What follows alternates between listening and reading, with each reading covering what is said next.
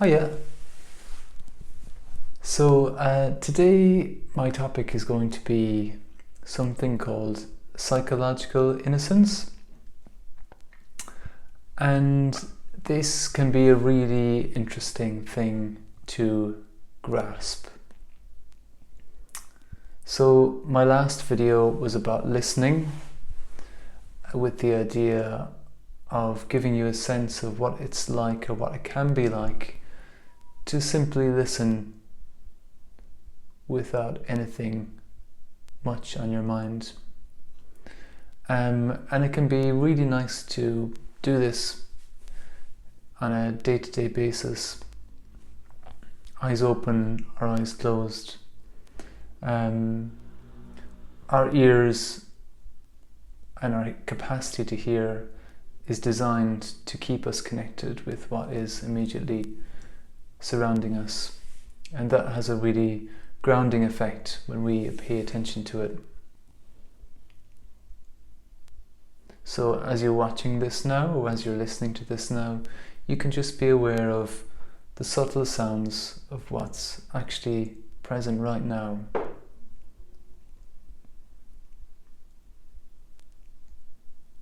And that simple practice, that simple shifting of attention, means that the thoughts that maybe habitually take up your attention can feel or can become a little less important, which can be refreshing. So back to psychological innocence. So the first two videos I posted about a month ago were on the placebo effect and the nocebo effect. And the nocebo effect is where the mind, through suggestion, creates a negative effect on our emotions, on our health. And the nocebo effect, as I was explaining in my second video, is something that happens to us all day to day. So most, if not all of us, live with a background commentary. So we're constantly commenting on what's happening in our lives, what's happening to the people around us, and a lot of this commentary, a lot of these thoughts can be stressful, can be anxious, and they're reflected in how we feel. So the emotions we feel, but also the bodily sensations we feel. So when we're stressed and anxious, we're more likely to feel a little bit contracted, and our sense of selves, even in space, will be more limited, rather than when we're more relaxed. We tend to occupy our space in a more natural way and be more aware of our space and what's going on in our immediate environment. So this idea of psychological innocence is really refreshing. It's basically how we as human beings can recognize that we have this tendency to get caught up in spirals of thought that serve no purpose. And this happens to me to some degree probably almost every day. So a simple example is yesterday I submitted a paper to a medical journal that I was hoping to get published in, and about 20 minutes later I got an email to say that my article was rejected, and with no other explanation. So in the kind of minutes and hours that followed, my mind in the background started to internalize this, and even though it was my paper that was rejected, I started to feel a bit rejected, which was unpleasant.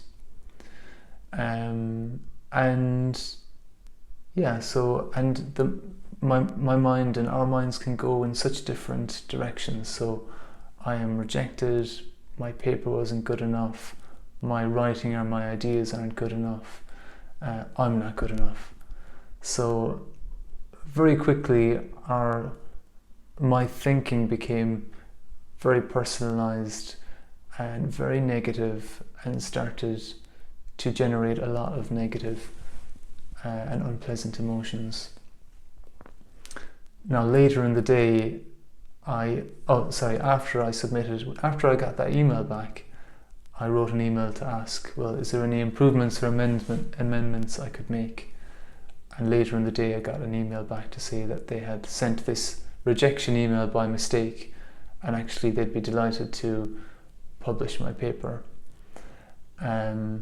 So it's a really nice example, because none of the thoughts I was thinking, and this is often true, none of the thoughts I was thinking were actually true.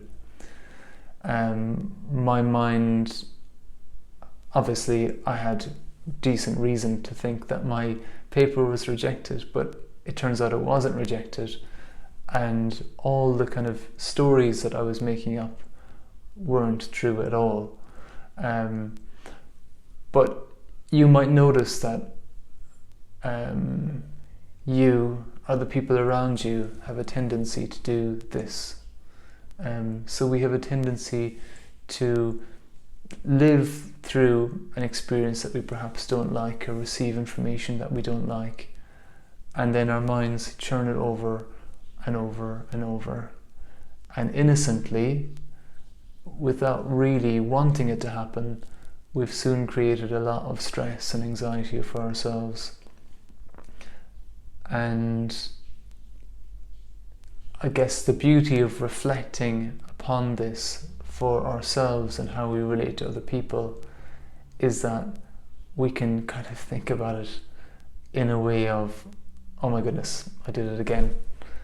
I got caught up in a negative cycle of thoughts that made me feel rubbish. And not only that, but I blamed it on my email. I blamed it on something outside of me. So the innocence is twofold. One is the belief that something outside of me can make me feel anxious or rejected. And secondly, the innocence is in keeping that negativity going through the power of our own thinking, through the power of my own thinking. So this might sound strange, but if you really think about it, if you really consider it, so if you've ever received an email that you don't like and felt rejected or angry or pissed off, what's actually happening? So your senses, your eyes are receiving visual information. It's going to the back of your brain, colours, shapes and forms. And then within milliseconds, your mind, your thinking is creating meaning out of that, is contextualizing it, is making it personal. That's what our thinking does all the time. It makes things personal, it makes things seem personal. So we think that the email or the event outside of ourselves is causing us to feel rejected or anxious or frustrated or reducing our self-esteem. But if we can actually see, well, that actually isn't possible. This is just visual data, it's neutral visual data. I can only feel rejected if I internalize that event in a personal way, in a way that I start believing that I am rejected, my paper isn't good enough. If I pay attention to and believe those thoughts, and I'm telling you this story because I got really caught up in it, and I felt quite negative. And it's just so common for this to happen that I see some people day to day as a GP where they're still replaying thoughts of what happened 2 months ago, 2 years ago, even 20 years ago, and they're innocently creating more and more negativity without realizing it. they think it's the event that's causing them to feel negative, but it's the event is finished and it's the person's thinking that is generating those feelings. There's no other way for us to feel feelings other than through the power of our own thinking. So, and yeah, so I hope you can hear that in a light-hearted way, because it's meant to be heard through in a light-hearted way, and I'm hoping that it will help you to live in a more light-hearted way. So the next time you notice yourself feeling negative, you can stop and consider, well, what am I thinking right now? And or perhaps, am I getting caught up in thinking that doesn't really help right now? And sometimes just by asking those questions, you can kind of, something snaps and you no longer can take that thinking seriously when you realize that it's your thinking that's generating that negativity within you. And perhaps you might come back to just listening. You might just come back to the experience of being a listener and enjoying the calmness that is present when we are not engaging in habitual thought, when we're not engaging in our personal stream of thinking, but when we're actually connecting in a very real way to the present moment. And at times those ordinary moments can have a really lovely feeling to them. So just looking around, seeing a plant, seeing some colours, seeing a picture on the wall, whilst listening. So whilst listening with a quiet mind, the sounds are really enjoyable to hear, and even what you see is enjoyable to hear because you actually are able to take in the object that you're seeing without any layers of thought, without any labeling.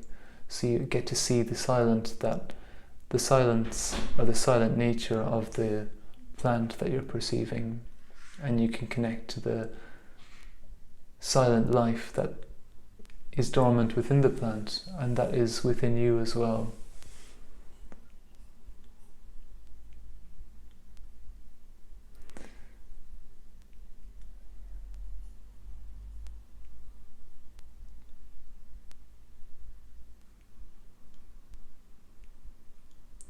So I hope that you have got something from this video. I would encourage you to see if you can recognize how you innocently perhaps get caught up in negative thinking patterns.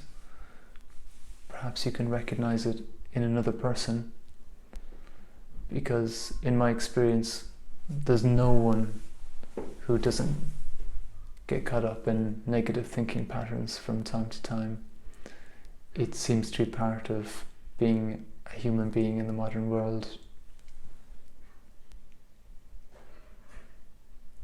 And see if you can see through that or see past that in yourself and in other people.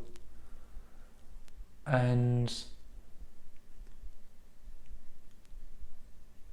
discover that perhaps you can live in a more light-hearted way when you can see these patterns for what they are.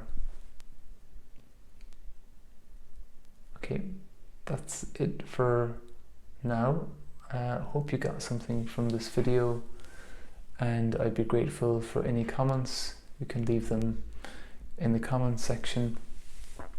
If you're confused, you can ask me a question, or if you'd like me to speak on any of the topics, then please ask me a question or ask for that as well. Thanks for taking the time. Bye bye. Thank you.